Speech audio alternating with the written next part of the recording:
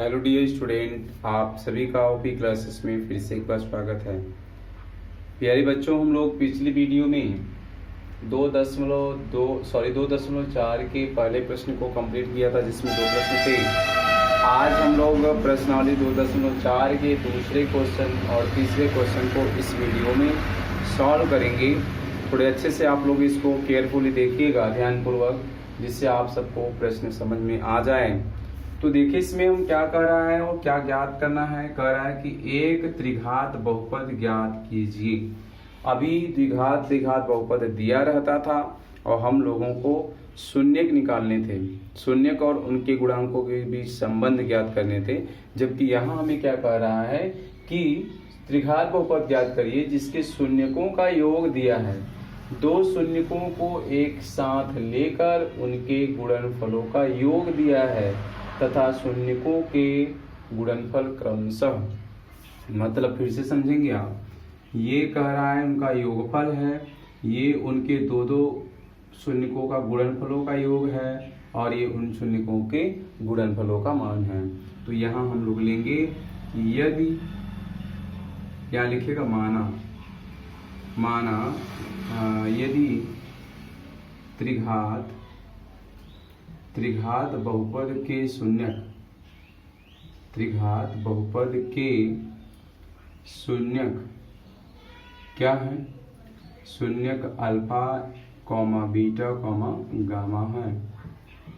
ठीक है, alpha beta gamma यदि हम लोग मान लें तो दिया क्या है भैया, लिखो पहले। मान क्या दिया है? Alpha plus beta plus gamma is equal to, ये दिया है ना, शून्यकों का योग। फिर कह रहा है कि दो शून्यकों के गुणनफलों का योग, मतलब alpha into beta plus beta into gamma plus gamma into alpha बराबर -7 दिया है। फिर देखो अल्फा इंटू बीटा कह रहा है शून्यकों का गुणनफल, alpha into beta into gamma बराबर दिया है -14। अब क्या करोगे आप? अब यहाँ पे हम लिखेंगे अतः त्रिघात बहुपद। देखिए त्रिघात बहुपद का जो फार्मूला होगा वो होता है x³ minus alpha plus beta plus gamma, ये हो जाएगा x plus alpha into beta plus beta into gamma plus gamma into alpha, x plus alpha into beta into gamma. ये आपका त्रिघात बहुपद का फार्मूला है। यहाँ कुछ नहीं करना है, आपको केवल इसमें मान रख देना है, बस मान रखिएगा। तो x³ minus alpha plus beta gamma का मान क्या है? 2 है। आप लिखोगे x प्लस इन पूरे का मान क्या है? -7 है। यहाँ हो जाएगा x प्लस इस पूरे का मान क्या है? -14 है। केवल हम लोग जो मान दिया था वो रख दिए हैं। तो यहाँ हमें मान प्राप्त होगा x³ 2 का गुणा करेंगे -2x, ये प्लस माइनस -7x और ये हो जाएगा -14। इस प्रकार से आपका त्रिघात बहुपद जो अभिष्ट है वो प्राप्त हो गया। ठीक है, तो ये त्रिघात बहुपद प्राप्त हुआ। अब आगे का क्वेश्चन तीसरा हम लोग सॉल्व करते हैं, तब तक आप वीडियो को रोक करके नोट करिए।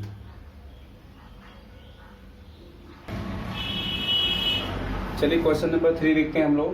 कह रहा है यदि बहुपद x³ minus 3x² plus x plus 1 के शून्यक, ध्यान दीजिएगा बात को, कह रहा है कि यदि इसके 3 शून्यक कौन कौन है? a-b, दूसरा है a, तीसरा है a प्लस b हो, तो a और b के मान ज्ञात करिए। तो ध्यान हमें ये देना है कि इसमें यदि हल में हम लोग लिखें तो यहाँ हम लिखेंगे, दिया है, क्या दिया है?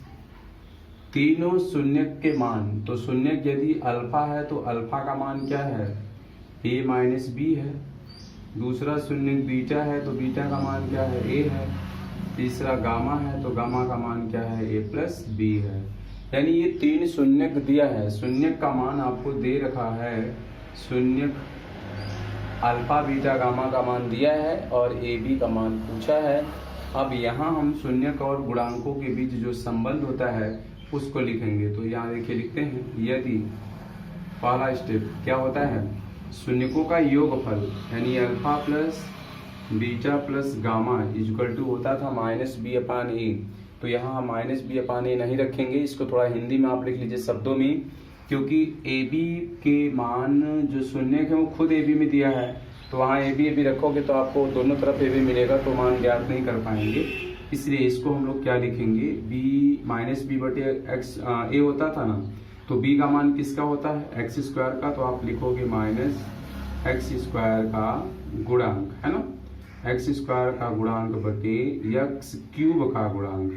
तो आप इसी पे रखेंगे, कोई न कोई संबंध मिलेगा। अल्फा का मान क्या है, ए माइनस बी है, और बीटा का मान क्या है, ए है, और फिर गामा का मान क्या है, ए प्लस बी है, बराबर एक्स स्क्वायर का गुणांक देखिए क्या है, -3 है, और एक्स क्यूब का गुणांक क्या है, कुछ नहीं तो 1 है। अब आप इसमें से देखो कुछ जुड़ घट रहा है, बी से ये बी कैंसिल हो गया। अब इसको आप जोड़ेंगे तो यहाँ आपका क्या मिलेगा भैया, ए यानी 3a बराबर माइनस 3 हो जाएगा, तो a बराबर क्या मिल जाएगा, 3/3, यानी a आ गया ना। अब इसी प्रकार यहाँ हम क्या करें, हमें दूसरा फार्मूला पता है, यानी इसके बीच जो संबंध होता है, आप चाहे तो उसको लगा लें, चाहे तो तीसरा लगा दें। तो तीसरा क्या होता है, तीसरा हम सरल पड़ेगा वही लगा देना है, alpha into beta into gamma. सूत्र क्या होता है, अचर पद बटे माइनस अचर पद बटे एक्स क्यूब का गुणांक। आप इसको माइनस डी बटे ए भी लिखते थे। तो अल्फा का मान क्या है देख पाएंगे, अल्फा का मान है ए माइनस बी, बीटा क्या है, ए है, फिर गामा क्या है, ए प्लस बी है। अब बराबर अचर पद क्या है, ध्यान देंगे प्रश्न में 1 है, -1/1। अब इसको हम लोग गुणा अगर करें, ए सूत्र बन रहा है कौन सा, ए प्लस बी, ए माइनस बी का, या मान रख दीजिए आप, इसी में मान रखना हो तो ए का मान पता है ना, ए का मान ही रख दीजिए।